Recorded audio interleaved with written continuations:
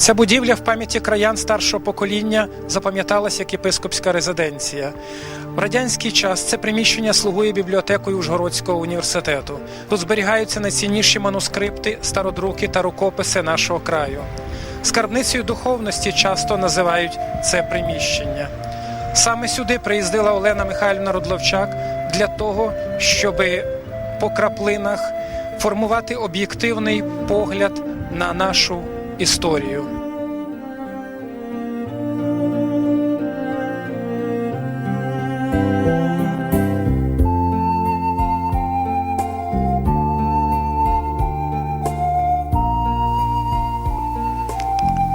Серед науковців є ті, хто своїми здобутками, науковими рішеннями надовго визначають шлях наукової думки. Їх одиниці. Вони вміють протиставити себе суспільству. Вони вміють жертвувати життям в ім'я науки і в ім'я істини. Нерідко такі вчені, такі науковці знаходять цікаві матеріали, і нерідко їх досягнення, їх здобутки перевершують здобутки цілих великих академічних установ. Перебільшити внесок Олени Михайлівни Рудловчак у розвиток науки, славянознавства, чи, можемо вужче сказати, карпатознавства, мабуть, неможливо. Сьогодні перед нею схиляють голову видатні науковці, видатні мужі. Чому саме, може поспитати пересічний глядач? Адже це прізвище ще не на слуху. І більшість тих, хто сьогодні дивиться цю передачу, мабуть, і задаються таким питанням: а хто ж вона, Олена Михайлівна Рудловчак? Думаю, що говорити про неї я маю право, оскільки 20 років ми спілкуємося, листуємося. Говорити про Олену Рудловчак легко і одночасно дуже важко. Чому легко? Мабуть, тому що доля в неї, я рахую, щаслива.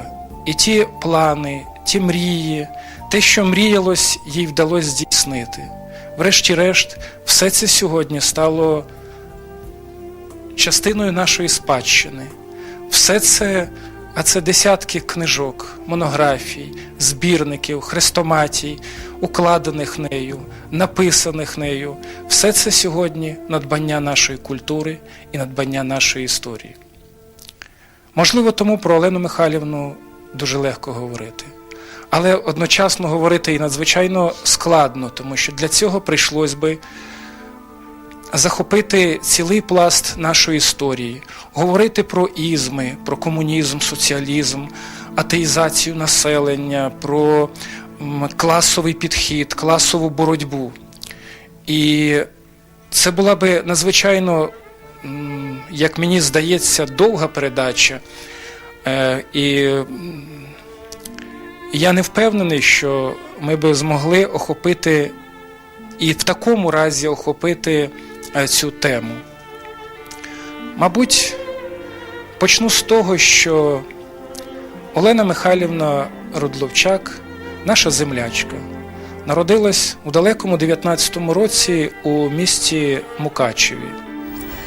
Тут пройшло її дитинство і юність.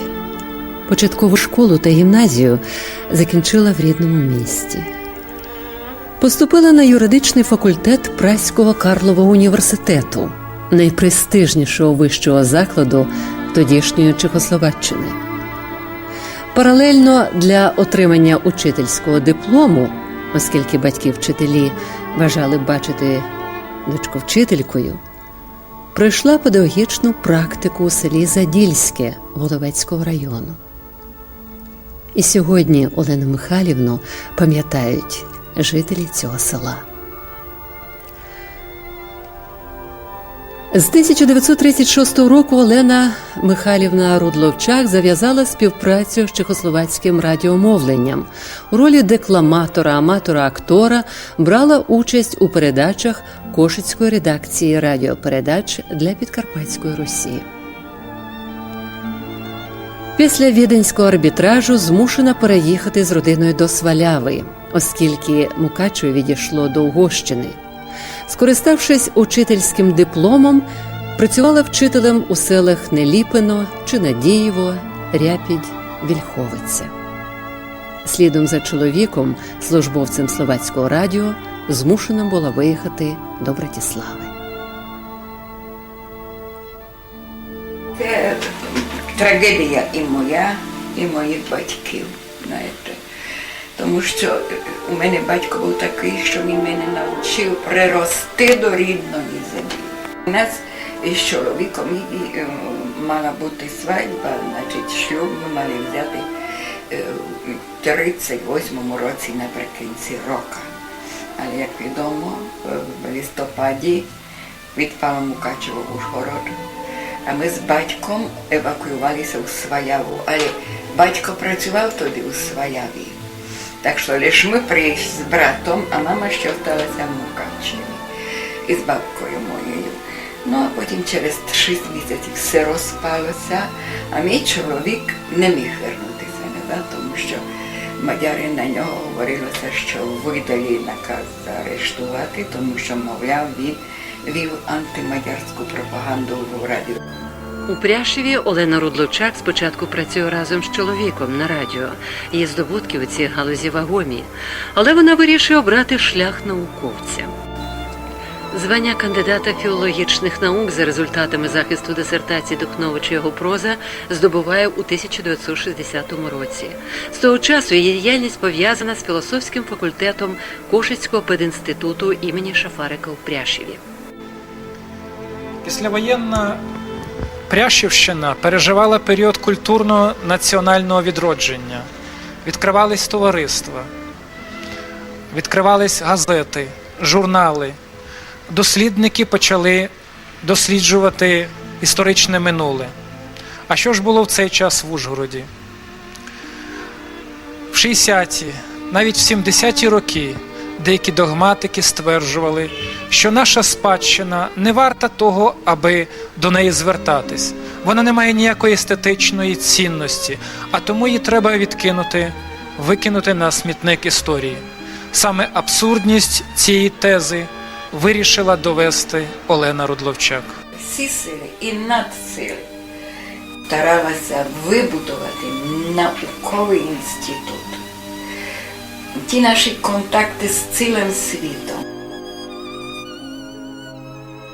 Все, що зроблено Рудловчак за більше як півстоліття, це лише своєрідний пролог до унікальної праці багатотомного видання Духновича.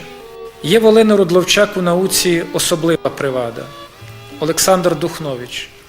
Скільки часу віддано цій темі? Праця була результативною та багатою на досягнення. Цією роботою дослідниця підбиває підсумки багаторічного двобою з невіглаством чиновників від культури. Цей двобій вона виграла. Її праці справили сильне враження на тогочасну молоду закарпатську інтелігенцію. Для мого покоління хрестоматії, колективні збірники, які підготувала Олена Рудловчак на базі літературного процесу Закарпаття, були фактично єдиною першоджерельною основою для вивчення літературного процесу. І мені навіть страшно подумати, якби не було Олени Рудловчак, не було її хрестоматій, звідки б моє покоління черпало тексти для вивчення давньої літератури Закарпаття, для вивчення літератури 19 століття нашого краю. Мені здається, що це була б величезна прогалина, оскільки в 60-х, 70-х роках її книги були єдиним джерелом для вивчення нашого літературного процесу. Творчі поїздки з Пряшева до Ужгорода скороплинні. Та завжди на допомогу приходили друзі, яких в Ужгороді в Олени Рудловчак було чимало.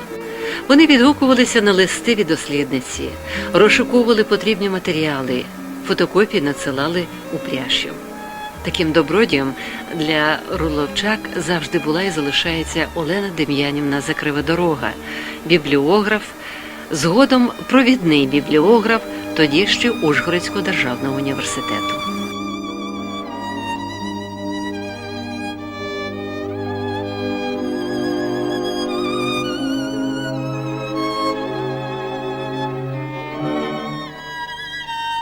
Мова йшла конкретно про наукові стосунки.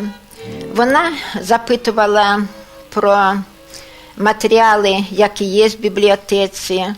Я їй писала про те, що є у нас у місті, чим ми її можемо порадувати як землячку. І вона надзвичайно багато хотіла узнати про рідне місто і про науковців, які живуть в цьому місці. Вона працює на 4-му тому Духновича, треба було одну рукопись із Хуста. І це разом із Павлом Михайловичем Федакою ми зробили, зняли ксерокопії, відіслали їй, за що вона була вдячна. Саме тут Олена Михайлівна проводила шукала старі матеріали. У книзі запису ми знайшли помітки про те, які книжки вона брала, які запити робила на книжки чи на рукописи. Саме тут вона знайомилася, чи відбувалися зустрічі із людьми, які сьогодні є гордістю як Ужгородського університету, гордістю нашої землі. Власне кажучи, ми говоримо про Олену Михайлівну Рудловчак, а ми говоримо про цілу епоху, тому що всі вони, а прізвища їх буду називати, це люди однієї епохи романтиків в науці. Хотів би назвати кожного з них: це Яків Штернберг, Юрій Сак, Йосип Дзензелівський, Олена Рудловчак, Микола Мушинка, Юрій Шкробинець. Багато дослідників, які так чи інакше по крупицях збирали матеріали, формуючи обличчя карпатознавства.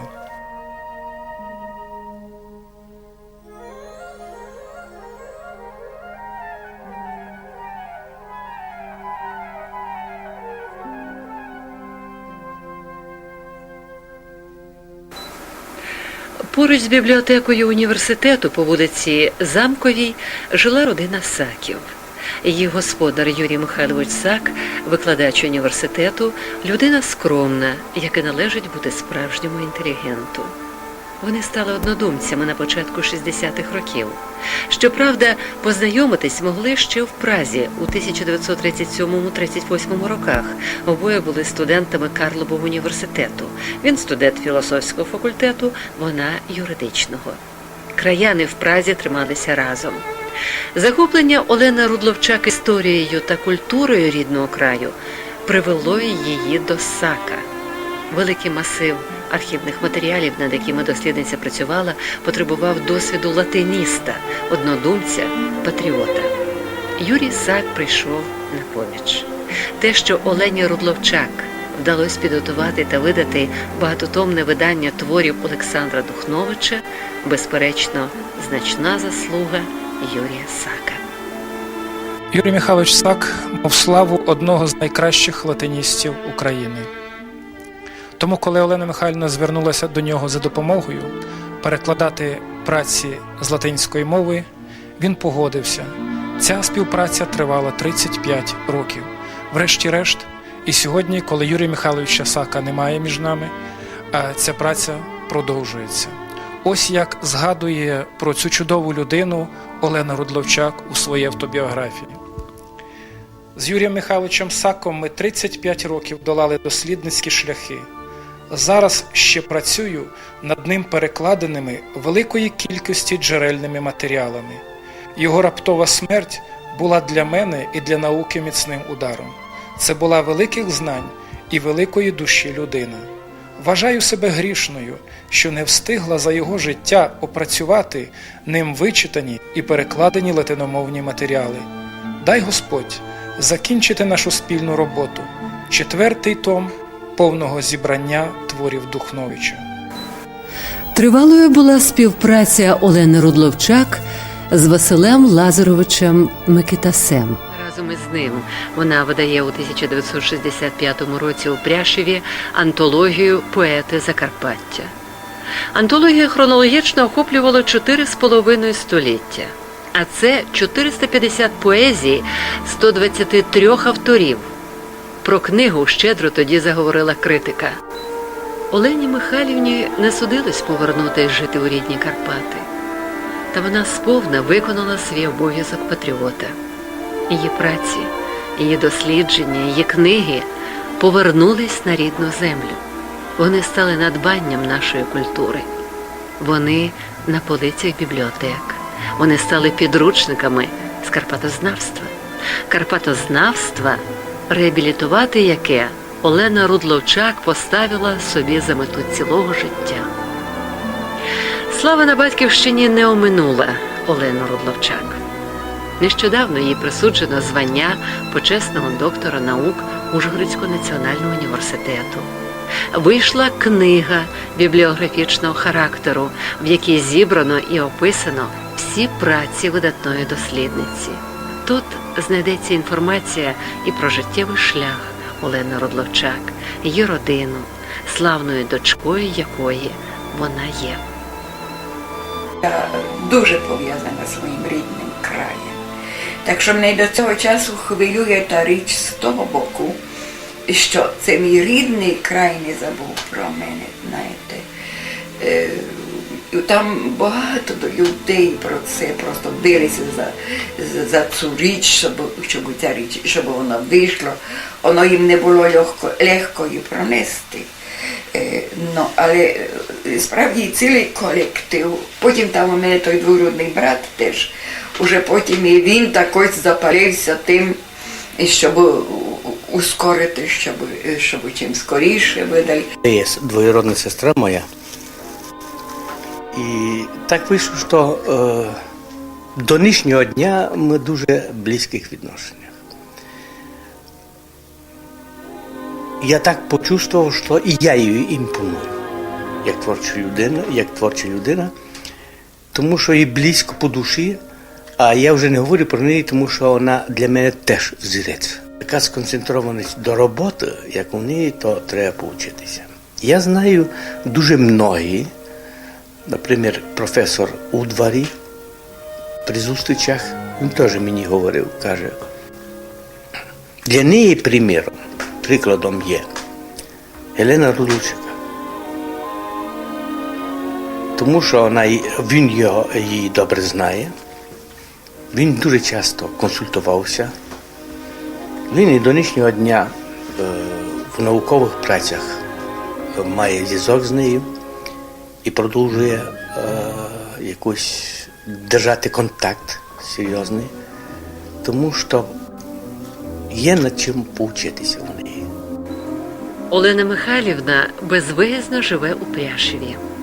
Незважаючи на поважний вік, вона постійно знаходиться в русі.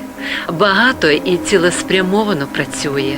Жваво цікавиться книжковими та газетними новинками, а особливо її цікавить все, що відбувається у наукових та культурних колах на Закарпатті.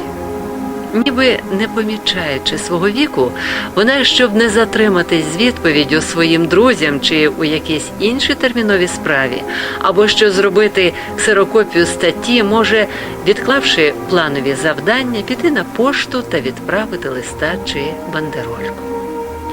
Може захопитись читанням надісланих з Ужгорода газет та книг, не помітити, що вже і ніч промайнула.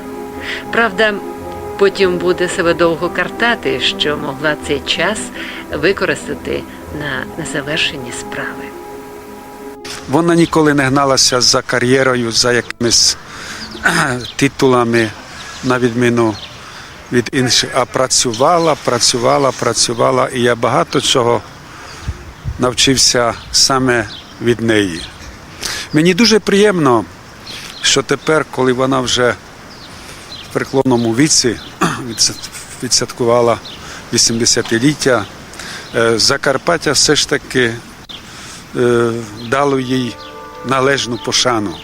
Факт, що вона стала почесним доктором Ужгородського університету, що тут влаштували спеціальну конференцію, читання присвячені їй, що була видана її біобібліографія, і то прекрасно видана із її біографією і так далі, що все ж таки тепер Закарпатська Україна починає розуміти, хто така Олена Михайлівна Рудловчак. Вчора я говорив з нею досить довго, і вона просила мене передати щирий привіт її рідному Закарпаттю. І дуже шкодує, що здоров'я їй вже не дозволяє виїжджати на такі довші подорожі. Хоч вона щодень сидить над матеріалами, тепер ми її недавно обрали почесною головою підготовчого комітету по святкуванні 200-ліття з дня народження Олександра Духновича. Вона готує 4-й том зібраних творів Олександра Духновича. І на столі в неї ще цілий ряд інших розроблених і незакінчених праць. Я вірю, що вона багато чого ще встигне зробити.